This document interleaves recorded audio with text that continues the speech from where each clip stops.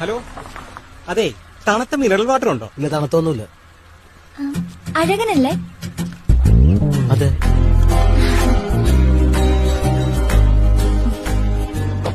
എന്നെ മനസ്സിലായില്ല? പ്രവീണേണ. ചേട്ടാ, ഞാൻ പറഞ്ഞിട്ടില്ലേ പണ്ട് എന്റെ കൂടെ പഠിച്ച അഴകൻ. എന്താണ്? ഓ, അത് ഇയാളായിരുന്നോ? അതെ. ഇയാളല്ലേ വലിയ കലാകാരനാണെന്നൊക്കെ നീ പറഞ്ഞേ? എന്നിട്ട് ഈ പെട്ടിക്കടയിൽ നിൽക്കാണോ? ഇപ്പൊ പ്രോഗ്രാംസ് ഒന്നും ഇല്ലേ? ഇല്ല, ഞാനിവിടെ ഗസ്റ്റ് ആയിട്ട് ഇങ്ങനെ.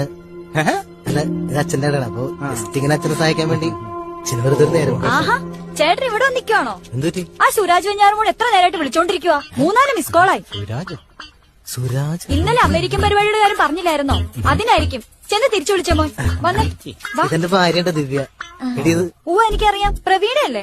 ഞാൻ ഫേസ്ബുക്കിൽ കണ്ടിട്ടുണ്ട്. ഇവിടെ നിന്ന് സമയം കളയാതെ വേഗം ചെന്ന് തിരിച്ചു വിളിച്ചേ.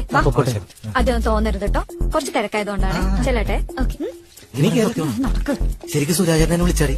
പിന്നെ സുരാജ് ഒന്നും വിളിച്ചൊന്നുമില്ല. പിന്നെ അവിടെ നാറാതിരിക്കാൻ വേണ്ടി ഞാൻ രക്ഷപ്പെടുത്തിയതല്ലേ. അതെ, ഇനി കടലൊന്നും നിൽക്കൊന്നും വേണ്ട, ഞാൻ നിന്നോളാം. അങ്ങനെ ചേട്ടൻ സ്റ്റാറ്റസ് ഒന്ന് കളയണ്ട. വേണ്ട.